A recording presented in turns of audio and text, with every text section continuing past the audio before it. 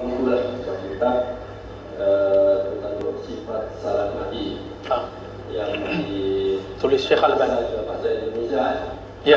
Yang saya baca karangan Syekh Muhammad Nasiruddin Al-Albani. Saya cuma nak tanya semangat kita boleh buat buku ini sebagai rujukan karena salah satu daripada perkara utama yang pertama-tama yang dia sebut dalam ini adalah berkenaan dengan apa saja. Itu saja. Ya.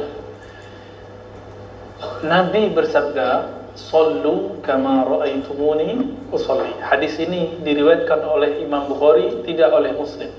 Salatlah kamu sebagaimana kamu lihat aku salat, bukan sebagaimana tertulis di buku. Ya, lihat Rasulullah, bertemu Rasulullah, maka cari orang yang bertemu Rasulullah, yaitu sahabat. Ketemu sahabat? Tak ketemu sahabat, maka cari murid sahabat tabi'in. Ketemu tabi'in, cari murid tabi'ut tabi'in. Terus sampai hari ini, cari orang yang punya guru. Maka secara sholat tidak boleh ikut buku, harus ikut guru. Buku itu hanya tambahan panduan.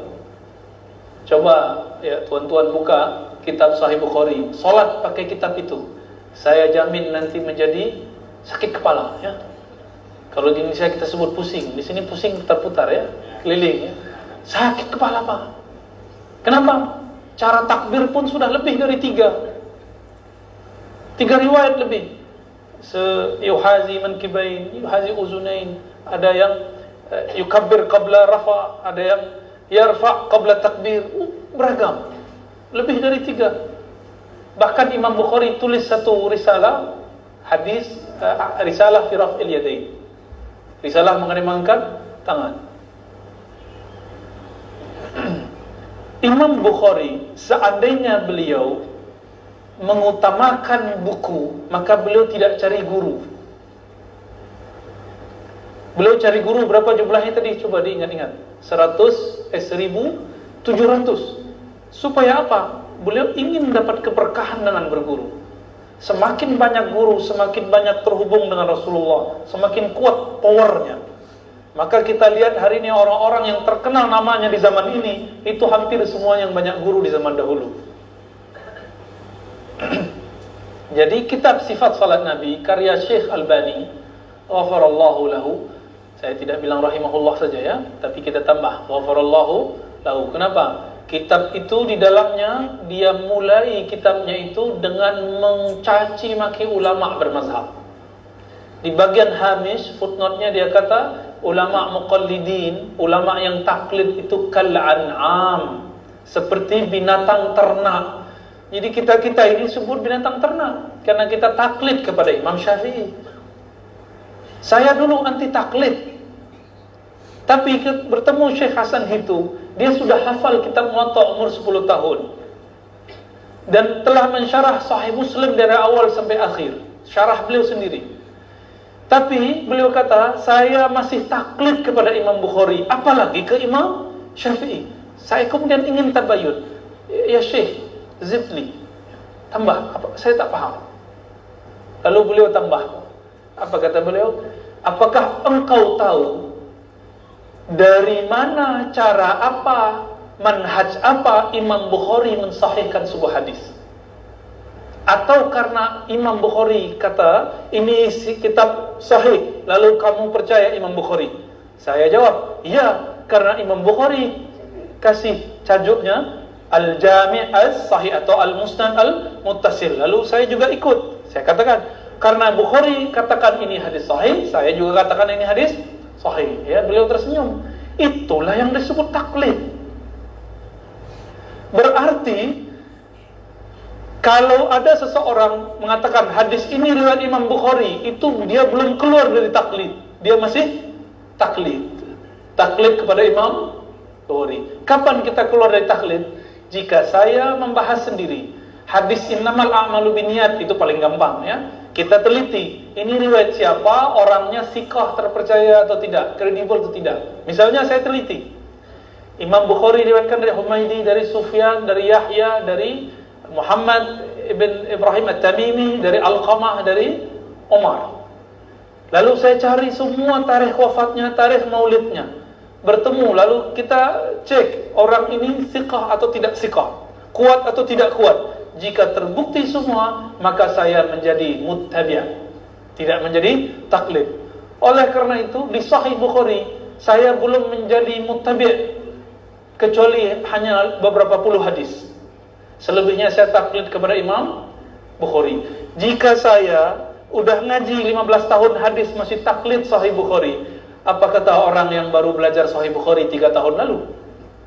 Ya? Kita banyak hafal Sahih Bukhari, bahkan kita hafal sanadnya kepada Imam Bukhari. Tapi sampai hari ini saya tidak memandang diri saya imam mujtahid. Jadi setelah bertemu Syekh Hasan itu, saya tobat dari mengatakan saya anti taklid. Syekh Albani mengatakan taklid itu seperti binatang ternak. Kenapa? Binatang ternak seperti kerbau, sapi, itu hidungnya ditusuk itu ya, ditarik kemana-mana oleh imam. Lalu dia guna kalimat-kalimat Imam Syafi'i. Apa kata Imam Syafi'i ke muridnya? La tuqalliduni. Dia lupa Imam Syafi'i bicara ke siapa? Bicara ke Imam Muzani, Imam Muradi, Imam Humaidi, Imam Ishaq ibn Rahawai, Imam Ahmad bin Hanbal. Hei, kalian para hufaz hadis, jangan taklid kepadaku. Bukan bicara kepada kita, tapi bicara kepada orang yang levelnya satu level di bawahnya. Kita berapa level di bawah Imam Bukhari? Imam Bukhari itu baca satu ayat langsung muncul mana sab'ina far'an, 70 cawangan makna dari satu ayat. Bahkan beliau bisa mampu menghitung berapa jumlah alif lam dalam Al-Quran. Hitung semua, belum ada Google, Ustadz Googly belum ada, ya, belum ada itu. Allahu Akbar. Imam Bukhari berguru ke muridnya Imam Syafi'i. Oleh karena itu tuan-tuan, puan-puan, kalau buka Sahih Bukhari, 80% Imam Bukhari ikut mazhab Syafi'i. Dan ini diabadikan oleh Imam Subki, musuh Ibnu Taimiyah, dalam Tabaqat Asy-Syafi'iyah Al-Kubra. Syekh Albani ingin seperti gaya Ibnu Taimiyah. Ibnu Taimiyah hafiz Quran, hafiz sunnah. Syekh Albani tidak hafiz sunnah, tapi dia kasih judul sifat salat Nabi ka'annaka tara, seperti seakan-akan kamu melihatnya. Makanya orang yang belajar menggunakan kitab sifat salat Nabi, saya mohon maaf karena yang menerjemah orang Indonesia ya, semoga kami diampuni Allah. Tapi kita jadi tahu siapa yang menggunakan kitab ini, maka cara salatnya akan berubah. Cara salatnya tidak seperti Nabi lagi. Kenapa? Ikut buku. Sahabat Nabi Malik bin Huwairis, ya, beliau untuk belajar sifat salat Nabi, beliau menjadi murid Nabi 20 yauman, 20 hari. 10 hari pertama belajar fisiknya Nabi, cara Nabi angkat tangan, maka hadisnya Ibn Huwairis ini terkenal. 10 hari berikut belajar qalbunya Nabi. Apa rasa kita angkat tangan? Apa zauq ketika kita ruku? Apa rahasia baca surah Al-Fatihah? Kenapa makmum juga harus baca Fatihah? Tapi sekarang di sifat salat Nabi itu dibid'ahkan. Ya kan? Apa kata mereka? Tidak boleh baca Al-Fatihah di belakang imam. Kenapa? Wa idza quri'al Qur'an fastami'u lahu. Ayatnya benar, pemahaman Anda tidak benar. Jika dibacakan Quran maka dengarkan. Betul, itu di luar salat. Kenapa? Katanya ikut Bukhari. Coba buka Sahih Bukhari, ya, kitab salat, bab tentang salat. Apa kata Imam Bukhari? Diriwayatkan dari Abu Hurairah. Apa riwayatnya? La salata liman lam yaqra' bi Fatihatil kitab. Tidak sah salat orang yang tidak baca Fatihatul kitab jika sendiri. Maka makna kedua jika berjamaah tidak sempurna. Dijelaskan oleh Imam Syafi'i dalam Al-Um. Tidak sempurna artinya orang kalau tidak baca di belakang imam Al-Fatihah tidak terjadi munajat dialog. Karena setiap kali ayat itu dibaca Alhamdulillahirabbil alamin, Allah menjawab Majjadani abdi wa hamidani, itu sejauh sampai akhir. Orang yang tidak baca ini nggak ada koneksi. Karena kita tidak bisa mewakilkan munajat kepada imam. Semua hamba harus bermunajat kepada Rabbnya. Itu jawaban Imam Syafi'i dalam kitab Al-Um. Jauh-jauh hari. Maka Imam Bukhari nukil hadis itu. Ketika ada sahabat-sahabat Nabi membaca surah ayat Al-Quran di belakang imam, Nabi kemudian selesai, selepas salam Nabi tanya, siapa yang baca Quran di belakangku? Lalu mereka jawab, saya wahai Rasulullah. Rasulullah kemudian kasih had, jangan baca la yaqra ahadukum, jangan kamu baca min warai, dari belakangku, illa bi fatihatil kitab, kecuali dengan surah Al-Fatihah. Tapi pertanyaannya, kalau kita ikut Sahih Bukhari, kapan kita nak baca? Sebelum imam? Saat imam baca? Atau sebelum imam? Ini yang disebut fikih. Hanya fikih mazhab yang faham itu. Oleh sebab itu, orang-orang yang mencoba membaca Sahih Bukhari lalu tinggalkan mazhab Syafi'i, pasti dia akan menjadi orang yang stres. Masuk masjid, semua orang dianggap ini ahli bid'ah, ini ahli bid'ah, ini ahli bid'ah lagi, imam kita ahli bid'ah lagi. Stres dia nanti sholatnya. Dan itulah pengalaman saya 3 tahun masuk masjid. Karena guna kitab sifat salat Nabi, saya bertobat kepada Allah ya. Namun saya terharu dengan kitab itu. Di akhir kitab saja, di akhir kitab Syekh Albani rahimahullah wa ghafarallahu lahu, dia berdoa, semoga Allah jadikan aku, Allah kumpulkan aku bersama ahli hadis. Jadi itu usaha dia. Cuma sayangnya dia berusaha tapi cara usahanya tidak baik. Ya. Dia mau menegakkan benang yang sudah basah. Dia salah-salahkan yang lain, dia tegakkan benangnya tapi sudah basah. Maka Syekh Albani pun ditentang ayahnya, Syekh Nuh Al-Hanafi. Namanya Syekh Nuh Al-Hanafi, salah satu mufti ya, di Albania sebelum pindah ke Suriah.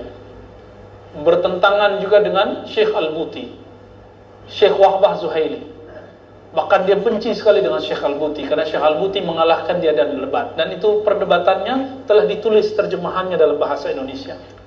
Sila dicari ya, saya pun sudah lupa judulnya apa ya. Mirip dulu dialog antara Ibnu Athaillah dengan Ibnu Taimiyah, mirip sekali. Isinya pun tidak jauh beda. Begitu Pak. Jadi saya tidak sarankan guna kitab sifat salat Nabi. Kalau mau cari buku bahasa Indonesia, cari buku Khatib Sulaiman ya, fikih Islam, itu bagus. Kalau mampu berbahasa Arab, baca Fathul Mu'in, Matan Abi Syuja', Al-Muhazzab ya, juga karya-karya Imam Nawawi, semuanya mu'tamad ya. Cari kitab yang mu'tamad, Kifayatul Akhyar, talaqi dari ulama kita. Guru-guru kita di surau-surau, mereka semuanya bersanad, tapi sanad fikrah, sanad amal, tidak punya sanad ijazah. Tidak masalah, yang penting sholatnya masih bermazhab Syafi'i. Silakan pertahankan mazhab Syafi'inya. Kalau mau pindah, tapi jangan ke mazhab Albani, mazhabnya mazhab Maliki boleh ya. Karena mazhab Albani dia anti mazhab, masa dia buat mazhab ya. Oke, khalas, udah jam 7.